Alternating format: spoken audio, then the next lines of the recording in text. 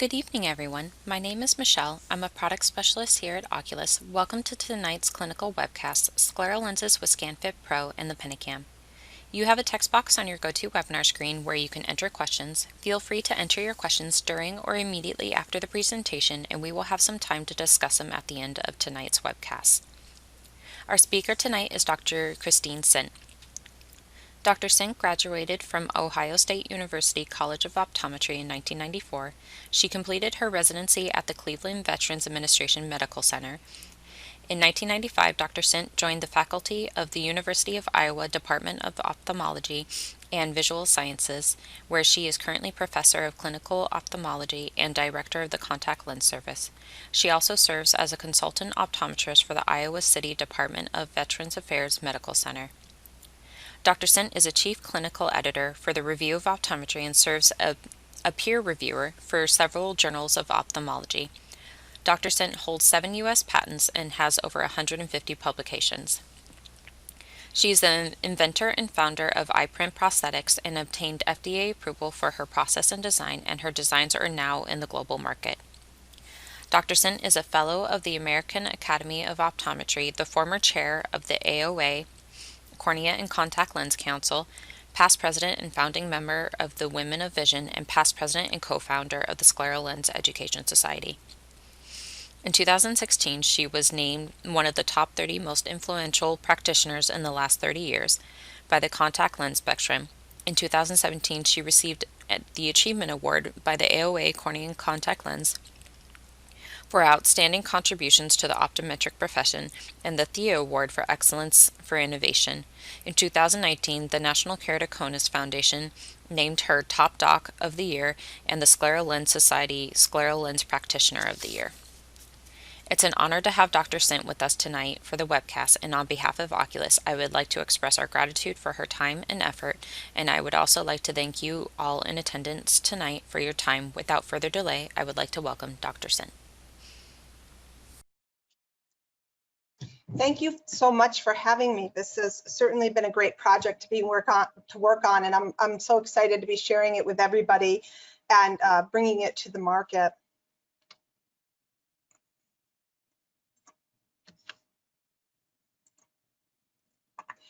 So this collaboration of putting together ScanFit PRO did not happen alone or by accident, or it really happened as with many people working on it. And two of the people that I have with me tonight are Dr. Swati Kumar, who runs our clinical trials and is at the lab working and designing on product in-house, and Naomi Anderson, who is our product manager and would be the consultant for the ScanFit PRO software. As we know, the scleral lenses have been evolving, and recent events such as COVID have made everything evolve a little bit faster. We're all looking now for solutions to prevent infection, such as reducing chair time. And by reducing chair time, we actually mean less time physically in the chair per visit, less patients in our practice at any given moment, and then fewer visits over time. We also want to reduce the number of diagnostic lenses that we use.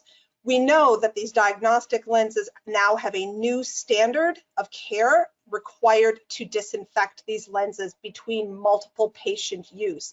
And this standard of care can be found with the American Optometric Association and the American Academy of Optometry. To disinfect contact lenses now requires a 3-hour soak in peroxide, not only for the lens, but for the container. Then there's many layers of recording that needs to be done that happens with these lenses.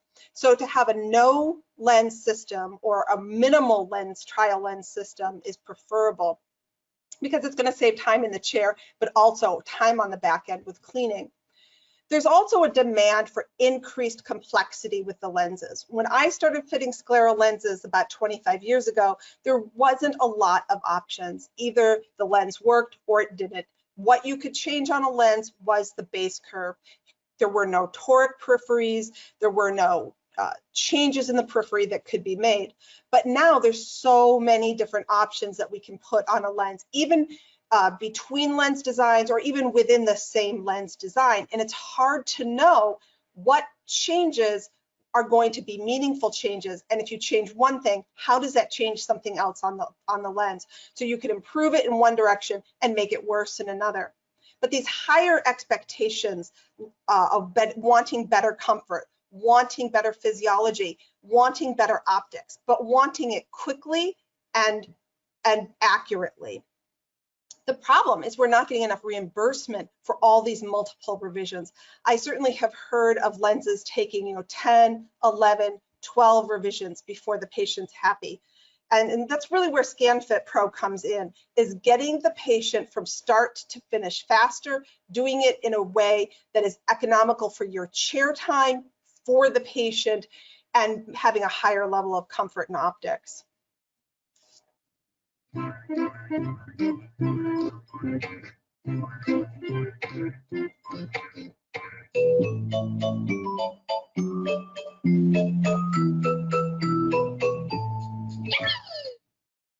this is where Oculus comes in, is helping us navigate that maze and that complexity of scleral lens fitting.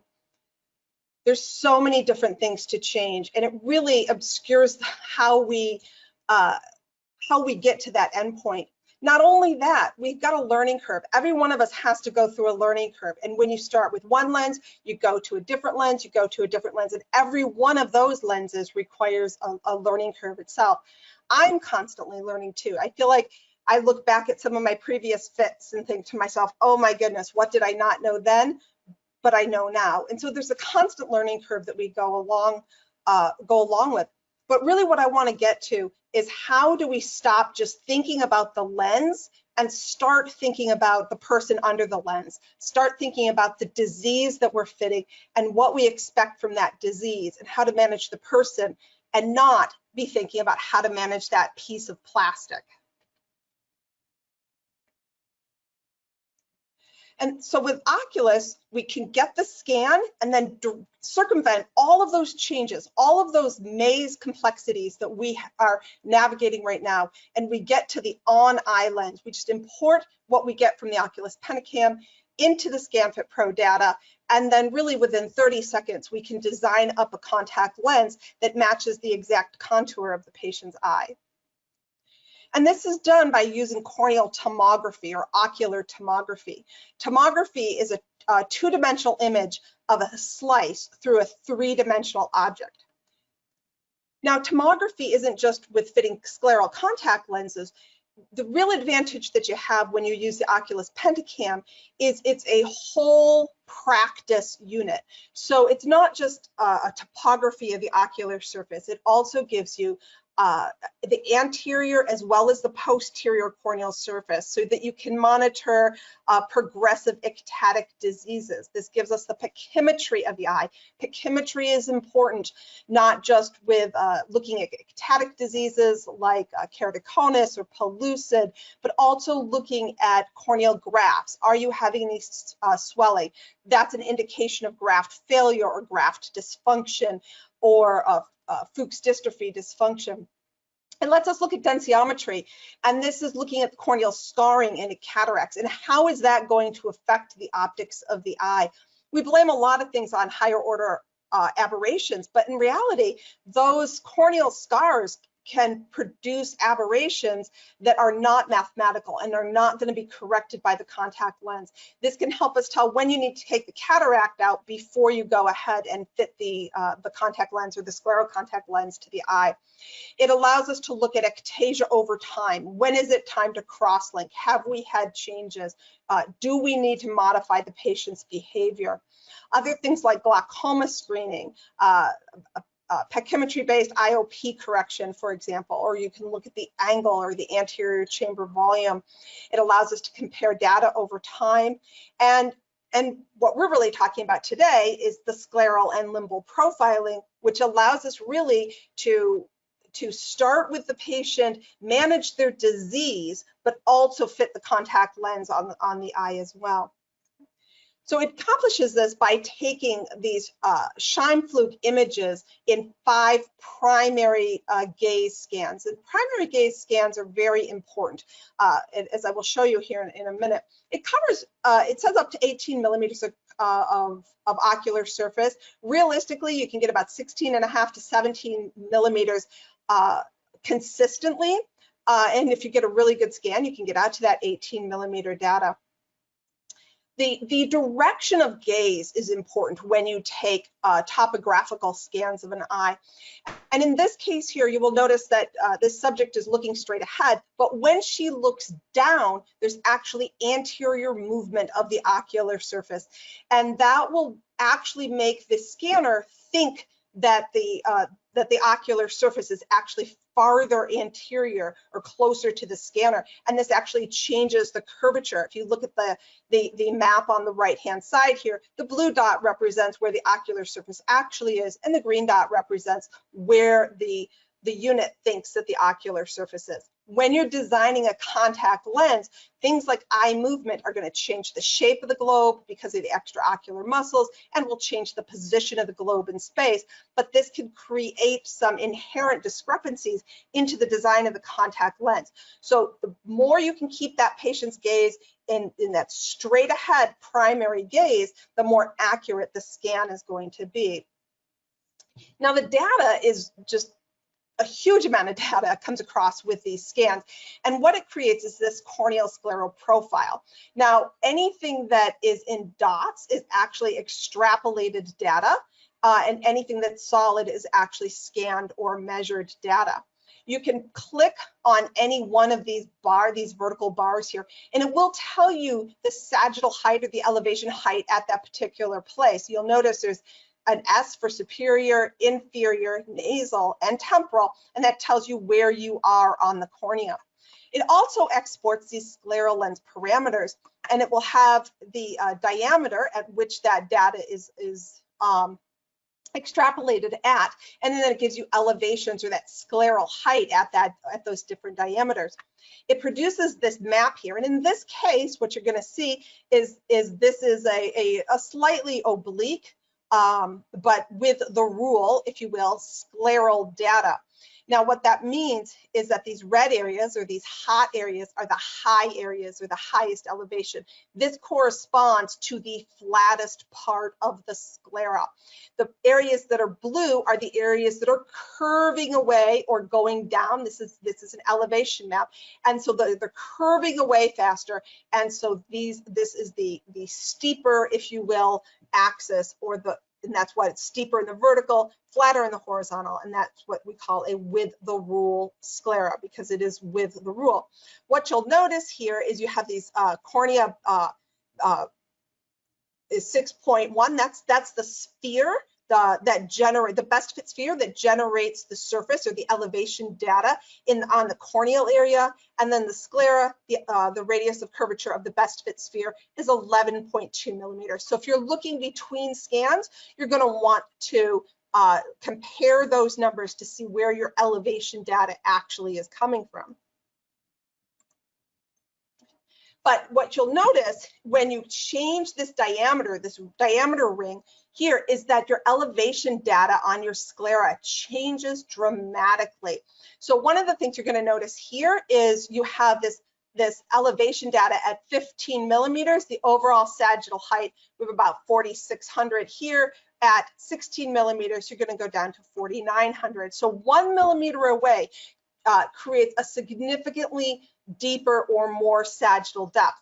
The other thing that you're going to notice here is your axis changes on your axis changes on your maximum and minimum, or your steepest and your flattest curvatures, which means that the scleral height and the scleral shape changes constantly the farther away you get from the cornea.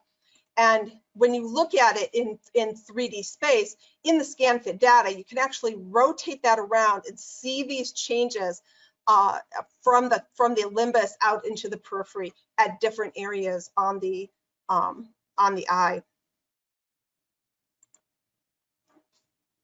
Now, if the other one was a with the rule sclera, you're going to be surprised when you start looking at scleral data how many eyes are actually against the rule. And this one on your left here is an against the rule sclera. So you'll notice that the flattest part is actually superior and inferior, and the steepest or the more curved part is nasal and temporal. And this is a little shocking because we don't necessarily anticipate this. But when you're designing a lens, if you were going to be designing a lens using diagnostic lenses, the distance between this maximum and the minimum, you would expect the lens to be steeper in this direction and flatter in that direction. And then you would notice the difference between the elevations at those particular points. The other thing that you can find when you get scleral data is sometimes it looks a little funky or looks a little strange. And that's because in this case here, we're actually looking at an eye that just took a contact lens off the eye. And you will see the impression of the previous lens on the sclera, and the data just comes up a little bit funny. This is a good time to remind everybody that regardless of whether you're using impression data or scanned data, or you're just doing diagnostic fitting, you really cannot fit that eye once you've just taken a contact lens off. There will be an indentation, and then you're going to be trying to fit that indentation or that swelling that's on the eye.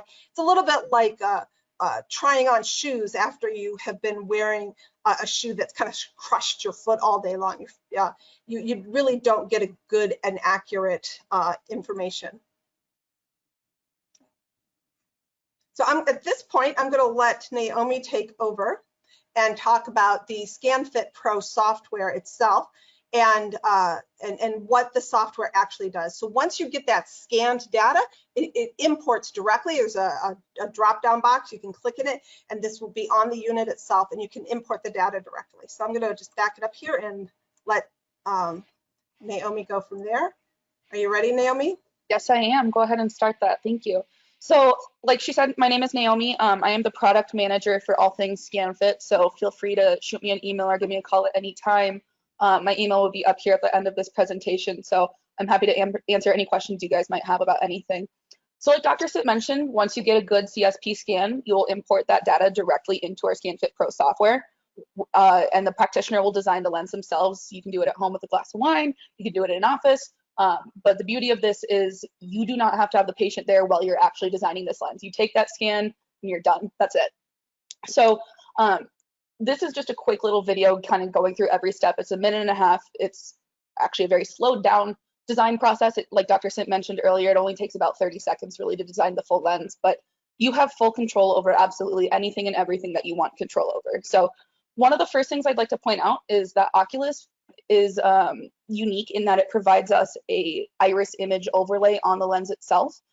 This is really helpful in terms of orienting the lens, kind of knowing what you're looking at. Otherwise, it might just kind of look like a gray blob. You can really see on this image here that, I mean, you can see the pupil, you can see the iris. It just helps you know what you're looking at.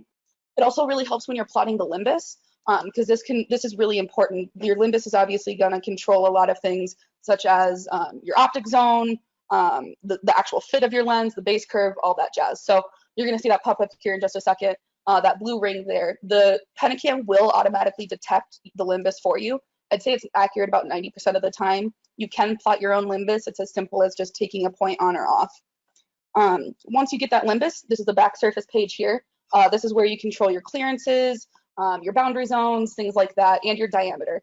ScanFit is limited to a 17.0 diameter, and that's just like Dr. Sindt mentioned. The CSP can get out to an 18mm scan, but that last millimeter is usually the least accurate. So we are limited to a 17.0 at this point.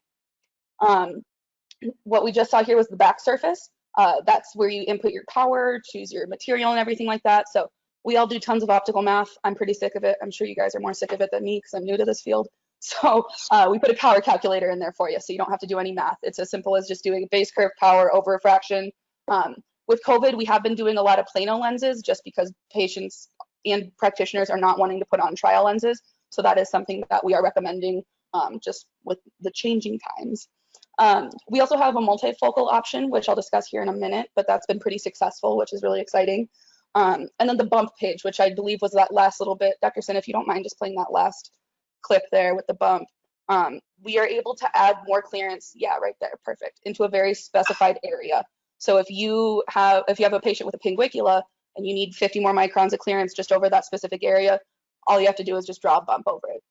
Something that I have on my designer side is I can anti-bump an area. So sometimes the Pentacam can pick up data that isn't necessarily true. It's a little too accurate in that sometimes. So I can anti-bump it and find the smoothest transition point with our software. It's very intuitive in that matter. So if you don't mind going to the next slide, I'll talk about the multifocal a little bit. So on this page, you can really see the iris image here. You can see the pupil right there in the middle. You see this gray kind of rectangle. That is the iris itself. So like I mentioned before, that's just super helpful in knowing what you're looking at. And with the multifocal page, it's super helpful because you can actually, you see this little yellow dot here kind of up at the top.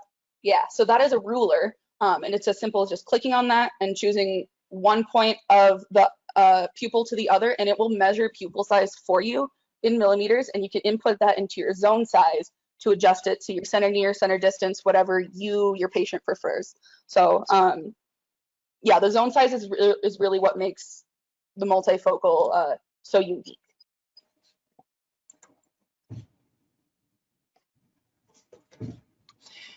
One of the exciting things about the ScanFit PRO is actually its revision rate. So when you look at data that's been presented, Dr. Gellies presented at the World Ophthalmology Congress just a couple weeks ago, looking at all of his fits, and he found on average for diagnostic lens fitting to be about 2.5 or so lenses per patient. And I am sure Dr. Gellies is quite good, so I am sure that some had more and some had less. But when we went back and looked at the ScanFit PRO revision rate, we found that it has about a 1.03 revision rate. That means just a little bit over one lens per patient when you get to the end of the fitting. And so it's really quite a fast process. And this is because the things that we typically are making revisions for are actually automatically designed into this lens. So if the eye has an oval shape to it, the cornea has an oval shape to it, that's designed into the lens. If there's a pinguicula, that's automatically designed into the lens. If the patient has pellucid marginal degeneration or keratoconus, that's automatically designed into the lens and doesn't require a lot of manipulation on the part of the doctor. Most of the revision rates are actually for power changes once the lens is on the eye. So Dr. Kumar has a few cases that she would like to go through. So Dr. Kumar, are you there? I am. Hello, everyone. My name is Swati Kumar, as Dr. Sindt mentioned. I'm the staff optometrist at EyePrint Prosthetics, and we're going to go ahead and just jump into a couple of successful ScanFit PRO cases. So this first patient is from one of our first ScanFit practitioners, Dr. Charles McBride, who practices in Beaverton, Oregon. So this patient was actually the relative of a coworker and had been in spectacles her whole life. She was a 65-year-old female with no history of corneal disease, but as you can see, has a very high prescription. So his main goal with her was to improve the quality of her vision with the superior optical quality of contact lenses over glasses. So as an adult patient with no history of contact lens wear, he wanted to be really strategic about his fitting process because this patient was seemingly happy with her current correction and was apprehensive to change, from what was tried and true for her. So he knew soft lenses would be a disaster because with that much cylinder, rotation would cause issues. He knew a bitoric would also be a gamble because of how heavy the lens might be because of that high plus power. And again, adaptation to GPs with an adult already reluctant to try contact lenses in the first place could be an issue. So he decided to go with the path of least resistance and try a scanning technology. He noted that the first software he tried, which was not the ScanFit or the CSP, had actually crashed because it wasn't able to properly read not only her corneal toricity, but all of that scleral toricity that she has. But then turned to ScanFit utilizing Pentacam CSP and had no problem picking up all of that scleral data. So if Dr. Sindt, if you could play that video, you'll see that rotation. You can see kind of as we pan around that lens, I mean, you can really see really what Dr. Sindt was talking about, that flat to steep as it rotates around where the haptic lands. So we can go ahead to the next slide once you're ready. So at first dispense, there was no over-refraction, and the patient was able to achieve about 20/15 vision with an immense improvement in quality.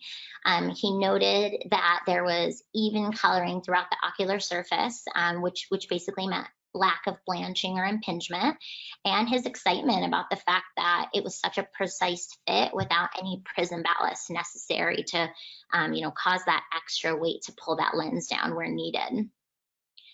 So we can go ahead and jump to the next slide.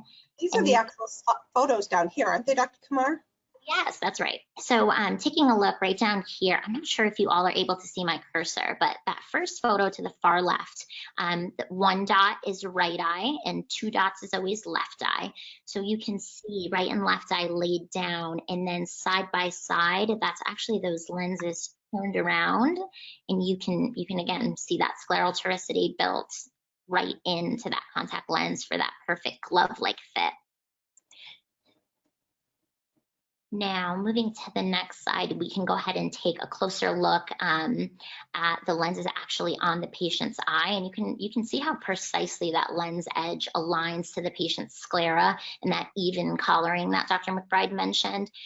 Also at the bottom, we have OCT images of the lens on the patient eye, and you're able to appreciate that even fluid reservoir throughout that lens. So himself and we were very happy with this one, as was the patient. Now, moving on to our second case. So this is actually one of my own patients. I also practice at a private practice just north of Denver. And this patient, she had come in to see me for her annual contact lens exam, 28-year-old female who had been in scleral lenses for about 6 years. So I had actually inherited her from another practitioner. And when I asked her how things were going, she sat in my chair. Dr. Sindt, we can go to the next slide. She sat in my chair with her beet red eyes and simply said that things were great and that she didn't think she'd be needing any changes this year.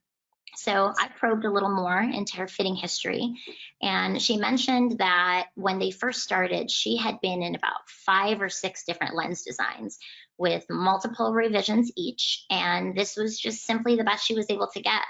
She had kind of thrown her hands up in the air and, was looking back at me and said, look, I know you're new and you think you can fix this, but I'm telling you, I've been through it all. This is the best they can be. You had no idea how bad it was before. So she had, 2 really large nasal pinguecula that would get impinged really badly by the haptic of the lens, causing tons of redness and irritation. So she'd actually admitted to me that the redness, it really did bother her because, believe it or not, with her being a high school teacher, her students often picked on her. She said she had actually heard rumors of the kids saying that she was high at work. No surprise there, we know kids can be mean. So I started to talk to her a little more about the new freeform technology, ScanFit PRO, that I worked with, and the fact that it could eliminate her redness and improve her fit.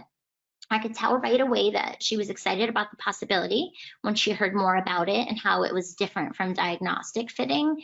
But being in a pandemic with a newborn, she was just a new mom. She really wanted to avoid as much contact as possible. So I went over the process. I assured her it would be the least amount of contact and that each visit would be, as quick as could possibly be. So if we jump to the next page. So her fit actually took a total of 2 visits, one being her comprehensive exam and the CSB scan that I took that initial day of seeing her. And then the second was her dispense appointment, which just required a minor over-refraction to sharpen up vision a little bit. And those lenses we actually just mailed to her home, so she didn't have to come into the office again. I was really happy to get a text from her a few days later, which read, you all can see in the text box, but I'll go ahead and read it aloud. She said, "Hi, Dr. Kumar. I've been in the new lenses since Friday, and wow, I can't believe how comfortable they are. The redness is far, in all caps, less than what I've had in the past. Thank you again for getting me into these. I'm so grateful to have been put into your care." So needless to say, this case and that text message made my day for sure. So another example of a successful ScanFit case here. And so I think that's really, the crux of where we are and what patients are expecting these days with our fitting. They want to get in, they want to get it done, and they want to have the confidence that you have the confidence that it's going to just fit. And something that you brought up, Dr. Kumar, that I have been doing as well is I do the fitting, I dispense the lens, and then if I need to make any power changes, I'm so confident in the fit that I feel that I can just send the patient the second lens and then do a telehealth visit for a follow-up visit, and then maybe another visit down the road a little while later. But I don't feel like I need to be micromanaging these patients because the lenses just fit so well that my confidence level is much higher in these fittings. I really feel that it circumvents that maze. You go from start to finish, and I spend more time talking to my patients and connecting with them about what's happening in their lives than worrying about the contact lens itself. All right, so I'd like to open it for questions now. Here's our team members' information and email contacts. I'd like to open for questions. If anybody has any questions, feel free to type it into the chat box. Okay. Thank you, Dr. Sindt, Dr. Kumar, and Naomi, and thank you everyone for attending. Just a reminder, on your GoToWebinar screen, there is a text box where you can enter any questions you may have. If you enter them now, I'll be able to read them. If you miss part of the webinar or there is anything you would like to go back and review, you will receive a link to a recording in a few days. All right, our first question is,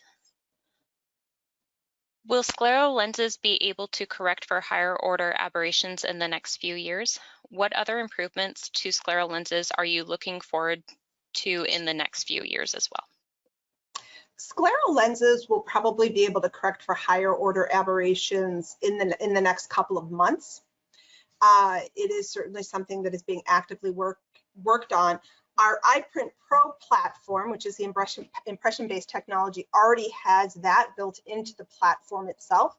One of the keys to correcting the higher order aberrations is ultimate stability of the lens itself and centration of the optics. And so an advantage with something like the Oculus software here is we do know where the pupil is. So we know essentially where that line of sight is. So it's much easier to move the optics around in a very stable lens situation. Optics are not constrained to being in the center of a scleral lens anymore. They can be moved anywhere we need to have them on the surface of the contact lens itself. So yeah, higher order aberrations are something that we will not only be able to correct, but be able to understand and harness a little bit more as we all gain experience correcting it over the next couple of months, certainly in the next year.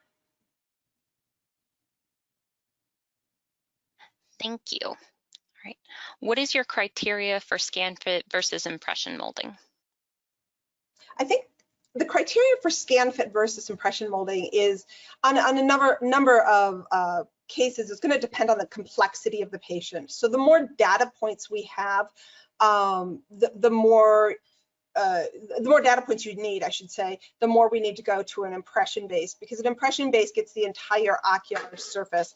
And so that's a situation where you can create a lens that is very different in shape. We can create a lens that's, say, 20 millimeters horizontally and 16 millimeters vertically, or have an extra 5 millimeters on the temporal side and 2 on the nasal side. And so anytime you need a very complex shape, you're going to go for a patch graft, a tube, a bleb, massive pinguiculas, massive grafts, grafts or corneas that have 7,000 microns of depth, for example, anything over 5,000. You're going to need to go to an impression based at that point because you just need that extra accuracy. Impression technology is very fast, it's very comfortable, it's very portable. So I take impressions, for example, into the operating room. You don't need an anesthetic. It takes a minute to do. You can take impression based, go to nursing homes, for example, or take it away from the office if you need to. Impression based, it's very easy to have, technicians do it, to put it into the hands of other people, get very good data. Scanning based is, it's a great alternative. It's just two different platforms. It's what people are comfortable with. A number of our practices have both and then use them just depending on the particular patient. If somebody has a symplepharon or something, it's a little easier to get a impression than it is a scan. So. Okay, thank you. Are you recommending this for more normal corneas that we fit and EyePrint Pro for the more complicated, larger than 17 diameter fits? Yeah, I think anytime you need, normal is an interesting word to use here, but anytime you need something that's highly complex, that's when I would go to the impression based. If you're looking for something, this is going to really shine in the multifocal department. If somebody comes in, they want a multifocal that works quickly, and they want the comfort, and they have some astigmatism or a rather complicated prescription. This is just a nice, quick way of getting them to the end point. I think, normal is an interesting word because everybody has some irregularity, even if you have a quote unquote normal eye. And so pinguiculas or just high toricity or even low toricity, where you may have a little of impingement here or there, the higher the astigmatism is, the more likely you are to have an oval or a hyperbolic paraboloid shaped cornea. And so those aren't terribly complex cases, but sometimes the people you think are the most normal are the ones you end up spending the most amount of time and money on. And so this just gets you to the end point much faster and much more comfortably, and without a lot of revisions and chair time. If you had a patient that was previously in RGP lenses or scleral lenses, what is your recommended time before you want them out of the lenses before you will do a Pentacam scan with them? I typically recommend at least 48 hours. And the longer you can do it, sometimes the better. It's going to depend on what they were wearing and how tight the previous lens was. Was there a significant indentation when you took it off the eye? And so sometimes we do have to keep people out longer, but 48 hours, I will typically tell somebody, leave it off on Friday when you come home from work, take it off, and then I'll see you again on Monday. Don't put the lens back on again till after I scan you. So for the most part, 48 hours is enough. Some lenses tend to, like hybrid lenses, tend to tighten up on people over time, and they may typically take need a week or so before the eye is kind of pops back to its original shape. But you can see it in the scan if they haven't been out of the lens long enough.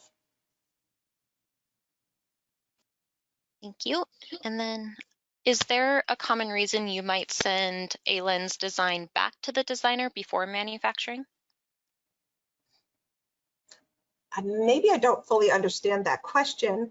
The software is on the on the unit, so the doctor gets to play with all the parameters themselves. So the software is loaded with what we consider to be the most commonly used parameters, the ones that have the highest hit rate. But the doctor certainly can get, or the practitioner can certainly get in and play with the different parameters, and they get to see it in 3D space. And then when they're ready to, or if they have a lens design that they like, then they just get sent to the lab to be made at that point.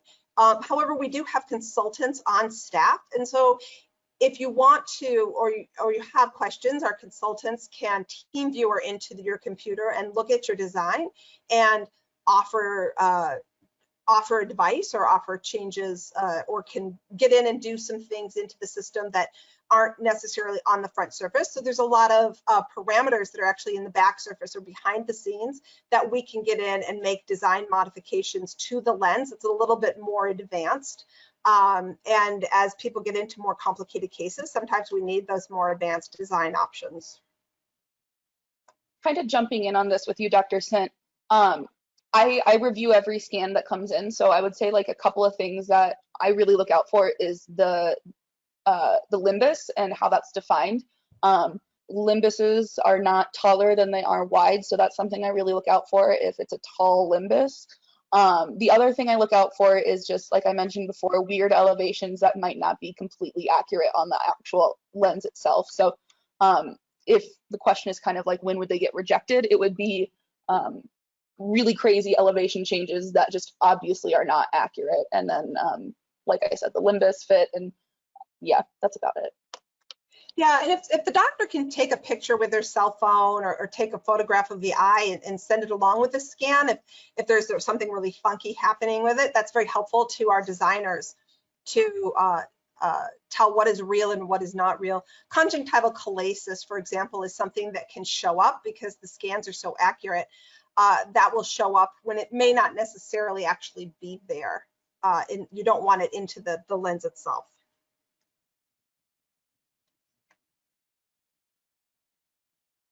Thank you. And we have a question that's asking, what are the lens materials typically used to make the EyePrint Pro lenses?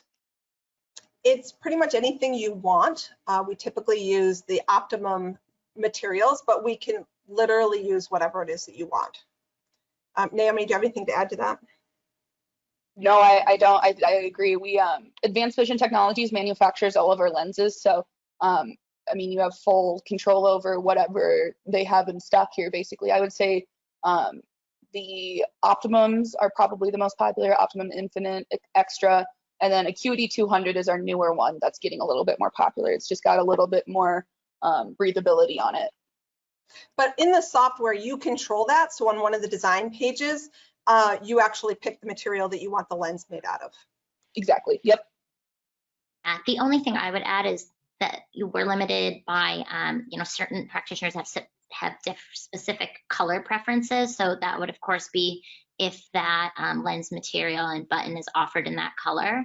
And then also hydropegging lenses. We'll typically hydropeg our lenses, which all Optimum products can be hydropegged, but certain materials cannot. So that's one limitation if you would like that coating.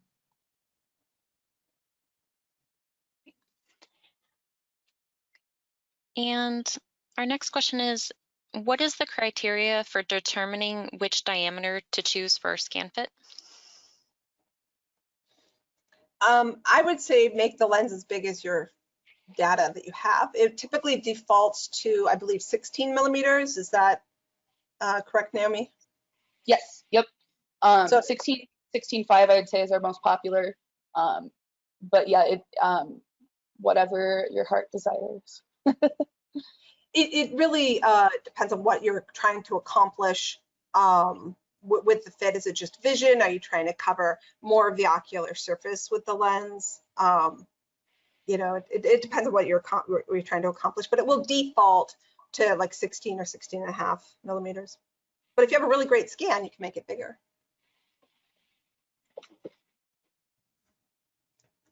How much elevation, for example, an extremely elevated bleb, is possible in a fit? I would say with a bleb, that's really blebs, not patch grafts, right? So blebs are pretty risky because there's always the risk of endophthalmitis. A bleb is a breathing organism, basically. It will expand and it will contract. And so we always have to build in a little extra clearances.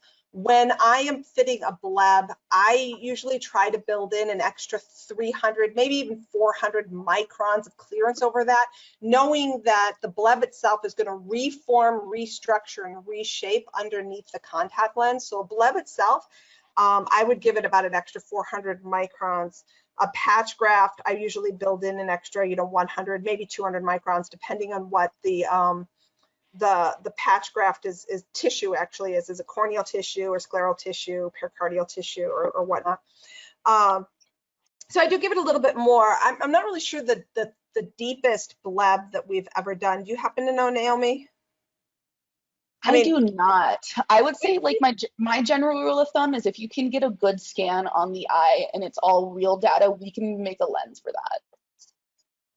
Yeah, and even with an impression, I mean, we've we're talking, you know, like a millimeter. I mean, you can 1,000 microns. I mean, you can get some pretty crazy things on these eyes. The crazier the eye, the longer the cut time is on the lens. But there's very few things that actually limit the quality and the throw of the lathe, you know, and how the diamond could go in and out and cut it. So there's some pretty high quality lathes. Is there any ability to tint the lens, EP or ScanFit, for prosthetic purposes? A lot of time is, we spend a lot of time thinking about these things, of what it takes to tint these lenses. You know, there's the people out there that say they will paint lenses. It's hard to paint GP materials. You know, you can paint PMMA materials. Right now, what I would recommend, it's hard to tell if it's a seeing eye versus a non-seeing eye, right? Or an eye that you're worried about oxygen versus an eye you're not worried about oxygen. You know, you can throw a soft lens on the eye and then the scleral lens over the top. There's not a lot of great options out there. It's certainly, I have the privilege of working with very smart people on some other projects that are looking at solving this particular issue. But at this time right now, there's not a lot of good options in any lens out there. We had a question that asked, how can the doctor check if the custom lens is manufactured to the specifications of the Pentacam CSP measurements and the ScanFit software design?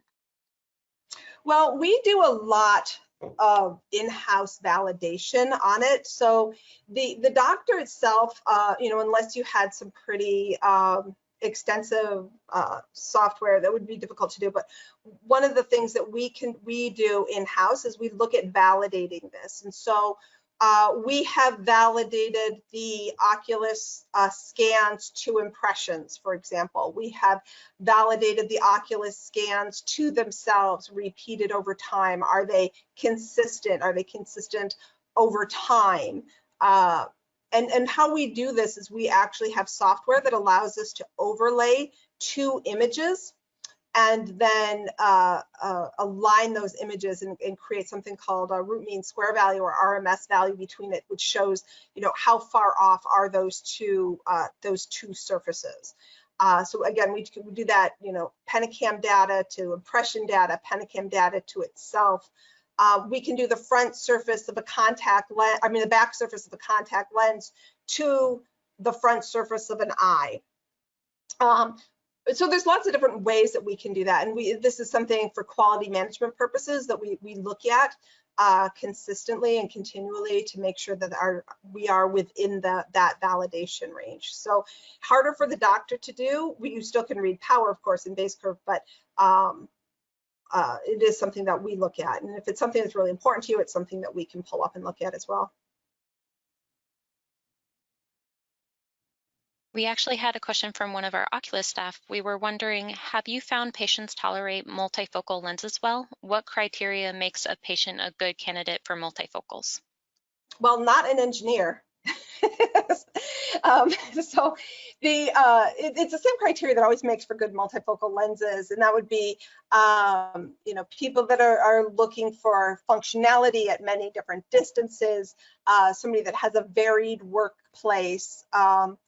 Higher prescriptions tend to do better than lower prescriptions, but what really works well with the multifocal in our design is you can actually move it over to the center of pupil so that the center of the optics is over the line of sight. Bigger pupils or moderately sized pupils do better than really tiny pupils, or really, really large pupils. People that are willing to tolerate a little bit of blur at a given distance, people that are willing to you know, put on reading glasses in low light situations. It's the same criteria that really any multifocal, where if you can say you're pretty good most of the time, that's pretty good, you know, most of the time. So, yeah. Thank you so much, Dr. Sindt, Dr. Kumar, and Naomi. Thank you for everyone in attendance and who sent in questions. And thank you, Dr. Sindt, for your excellent presentation and your added discussion at the end. Thank you for having us. Appreciate it. Thank you, guys. All right. This concludes the presentation. On behalf of Oculus, we wish you all a good night.